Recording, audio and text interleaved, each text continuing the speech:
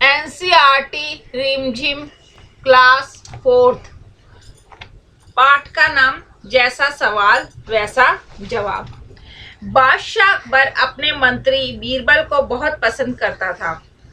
बीरबल की बुद्धि के आगे बड़ों बड़ों की भी कुछ नहीं चल पाती थी।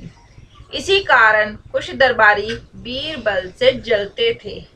वे बीरबल को मुसीबत में फंसाने के तरीके सोचते रहते थे। अकबर ने खास दरबारी ख्वाजा सरा को अपनी विद्या और बुद्धि पर बहुत अभिमान था। बीरबल को तो वे अपने सामने मीरा बालक और मूर्ख समझते थे, लेकिन अपने ही मानने से तो कुछ होता नहीं। बीरबल दरबार में बीरबल की ही तूती बोलती और ख्वाजा साहब की बात ऐसी लगती थी जैसे नकार खाने में तूती की आवाज। ख्वाजा साहब की चलती तो वे बीरबल को हिंदुस्तान से निकलवा देते, लेकिन निकलवाते कैसे? एक दिन ख्वाजा ने बीरबल को मूर्ख साबित करने के लिए बहुत सोच विचार कर कुछ मुश्किल प्रश्न सोच लिए। उन्हें विश्वास था कि बादशाह के उन प्रश्नों को सुनकर बीरबल के छक्के छूट जाएंगे और वह लाख कोशिश करके भी संतोषजनक उत्तर नहीं दे पाएगा।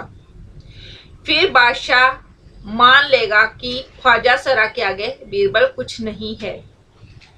ख्वाजा साहब अचकन पगड़ी पहनकर दाढ़ी सहलाते हुए अकबर के पास पहुंचे और सिर झुकाकर बोले, बीरबल बड़ा बुद्धिमान बनता है, आप भी उसकी लंबी चौड़ी बातों के धोखे में आ जाते हैं। मैं चाहता हूं कि आप मेरे 3 सवालों के जवाब पूछकर उसके दिमाग की गहराई नाप लें। उस नकली अकल बहादुर की कलई खुल जाएगी। ख्वाजा के अनुरोध करने पर अकबर ने बीरबल को बुलाया और उनसे कहा, बीरबल, परम ज्ञानी ख्वाजा साहब तुमसे 3 प्रश्न पूछना चाहते हैं, क्या तुम उनके उत्तर दे सकोगे? बीरबल बोले, जहां पना जरूर दूंगा, खुशी से पूछे। ख्वाजा साहब ने अपने तीनों सवाल लिखकर बादशाह को दे दिए। अकबर ने बीरबल से ख्वाजा का पहला प्रश्न पूछा, संसार का केंद्र कहाँ है? बीरबल ने तुरंत जमीन पर अपनी छड़ी गाड़कर उत्तर दिया, यही स्थान चारों ओर से दुनिया के बीचों बीच पड़ता है। यदि ख्वाजा साहब को विश्वास ना हो तो वह फीते से सारी दुनिया को नापकर दिखा दे कि मेरी बात गलत है। अकबर ने दूसरा प्रश्न किया, आकाश में कितने तारे हैं? बीरबल ने एक भेड़ मंगवा कर कहा, इस भेड़ के शरीर में जितने बाल हैं उतने ही तारे आसमान में हैं। ख्वाजा साहब को इसमें संदेह हो तो वह बालों को गिनकर तारों की संख्या से तुलना कर लें। अब अकबर ने तीसरा सवाल किया, संसार की आबादी कितनी है? बीरबल ने कहा, जहां पनाह संसार की आबादी पल पल पर घटती बढ़ती रहती है, क्योंकि हर पल लोगों का मरना जीना लगा ही रहता है। इसलिए यदि सभी लोगों को एक जगह इकट्ठा किया जाए तभी उनको गिनकर ठीक ठाक संख्या बताई जा सकती है। बादशाह तो बीरबल के उत्तरों से संतुष्ट हो गया, लेकिन ख्वाजा साहब नाक भौं सिकोड़ कर बोले, ऐसे गोलमोल जवाबों से काम नहीं चलेगा जनाब। बीरबल बोले, ऐसे सवालों के ऐसे ही जवाब होते हैं, पहले मेरे जवाबों को गलत साबित कीजिए तब आगे बढ़िए। ख्वाजा साहब से फिर कुछ बोलते नहीं बना। इस पाठ के प्रश्न उत्तर डिस्क्रिप्शन में दिए गए हैं, एक बार जरूर पढ़ लें। एनसीईआरटी रिमझिम क्लास फोर्थ कविता आंधी। रात हुई तारीकी छाई, मीठी नींद सभी को आई। मुन्नू सोया, अप्पा सोई, अब्बा सोए, अम्मी सोई। आधी रात हुई जब सोते, खर खर खर खर राटे भरते। चुपके चुपके आंधी आई, गर्द गुब्बारे उड़ाती लाई। चली हवाएं सुरसुर सुरसुर, कागज उड़ गए फुरफुर फुरफुर। खड़खड़ खड़खड़ पत्ते खड़के, डरने वालों के दिल धड़के। बजने लगे किवाड़े खटखट, घर वाले सब जागे झटपट। खटपट सुनकर मुन्नू जागा, उठकर झटपट अंदर भागा। आंधी ने फिर जोर दिखाया, फूस का छप्पर दूर गिराया।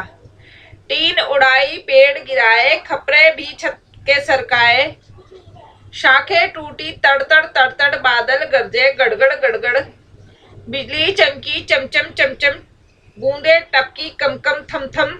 लेकिन वह बूंदे थी कैसी, पटपट पटपट ओले जैसी। लेखक इस्माइल मेरठी।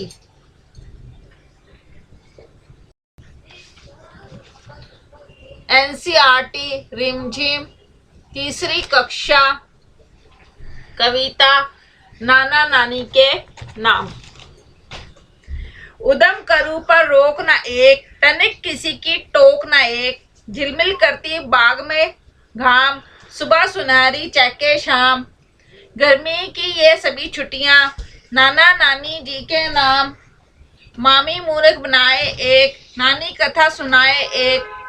दिन भर गपशप और आराम, मम्मी जी का बस ये काम। गर्मी की ये सभी छुट्टियां, नाना नानी जी के नाम। गरम कचौड़ी सुबह को एक, दूध जलेबी पहले एक। थोड़े जामुन ज्यादा आम, काले काले पीत ललाम। गर्मी की ये सभी छुट्टियां, नाना नानी जी के नाम। चिढ़ाते रहते मामा एक, फुल स्टॉप ना कॉमा एक। मौसी करती प्यार तमाम, इन सबको मैं करूं प्रणाम। गर्मी की ये सभी छुट्टियां, नाना नानी जी के नाम। लेखक का नाम गोपी चंद श्रीनागर।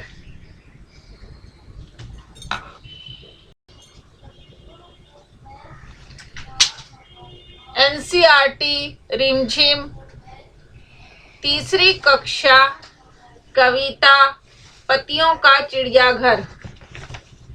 पेड़ों के कपड़े हैं पत्ते, पेड़ उन्हीं को पहने रहते। पेड़ों के बस्ते में होते खेल खिलौने सस्ते सस्ते।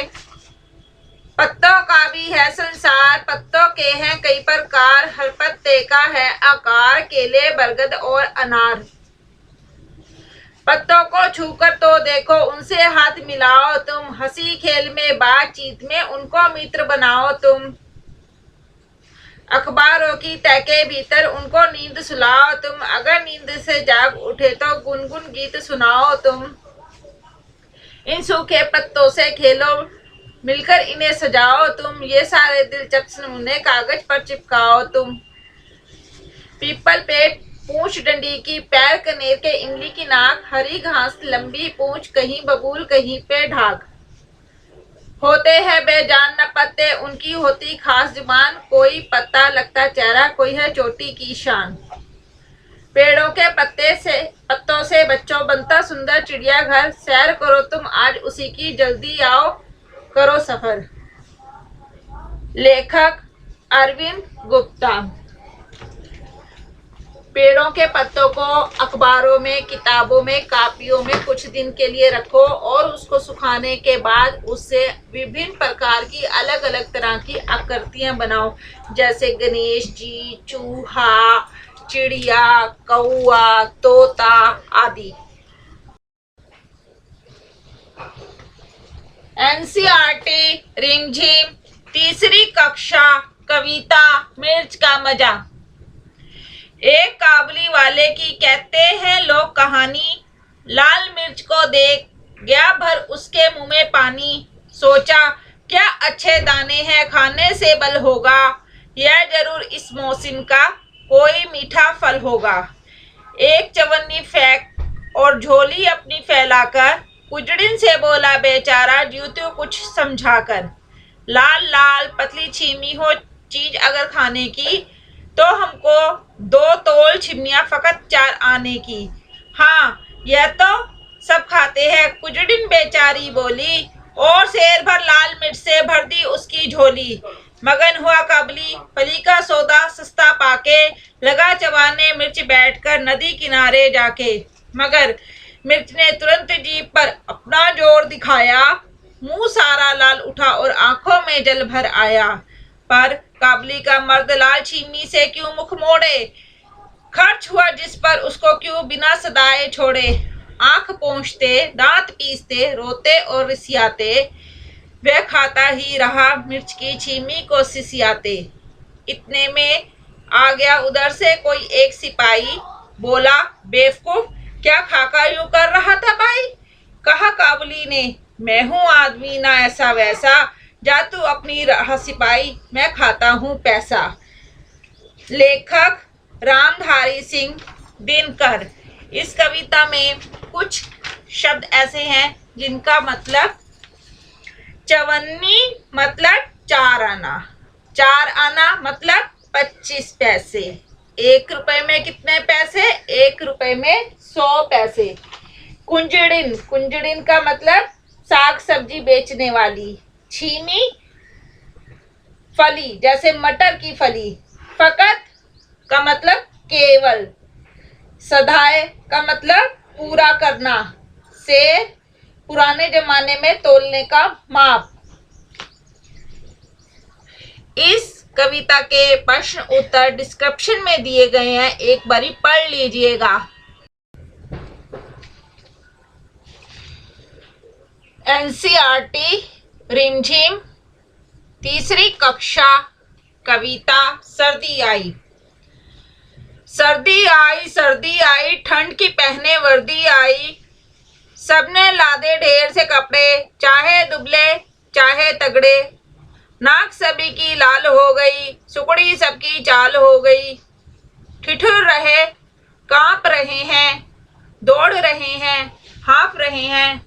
धूप में दौड़े तो भी सर्दी, छांव में बैठे तो भी सर्दी। बिस्तर के अंदर भी सर्दी, बिस्तर के बाहर भी सर्दी। बाहर सर्दी, घर में सर्दी, पैर में सर्दी, सर में सर्दी। इतनी सर्दी किसने कर दी, अंडे की जम जाए जर्दी। सारे बदन में ठिठुरन भर दी, जाड़ा है मौसम बेदर्दी। कवि का नाम सफदर हाशमी।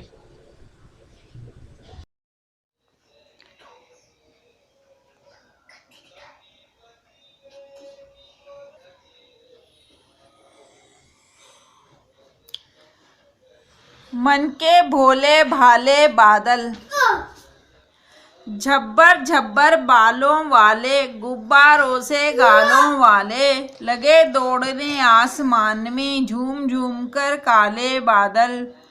कुछ जोकर से तोंद फुलाए, कुछ हाथी से सूंड उठाए।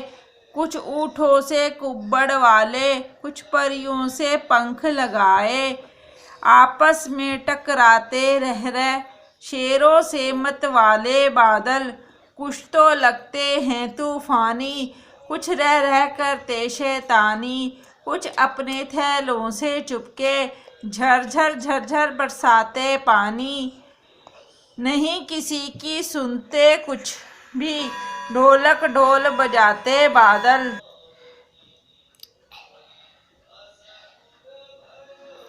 रह छत पर आ जाते, फिर चुपके ऊपर उड़ जाते। कभी कभी जिद्दी बन करके, बाढ़ नदी नालों में लाते। फिर भी लगते बहुत भले हैं, मन के भोले भाले बादल। कल्पना सिंह। कोई लाके मुझे दे कविता। कुछ रंग भरे फूल, कुछ खट्टे मीठे फल, थोड़ी बांसुरी की धुन, थोड़ा जमुना का जल, कोई लाके मुझे दे। एक सोना जड़ा दिन, एक रूपों भरी रात, एक फूलों भरा गीत, एक गीतों भरी बात, कोई लाके मुझे दे। एक छाता छाव का, एक धूप की घड़ी, एक बादलों का कोट, एक धूप की छड़ी, कोई लाके मुझे दे। एक छुट्टी वाला दिन, एक अच्छी सी किताब, एक मीठा सा सवाल, एक नन्हा सा जवाब, कोई लाके मुझे दे। दामोदर अग्रवाल।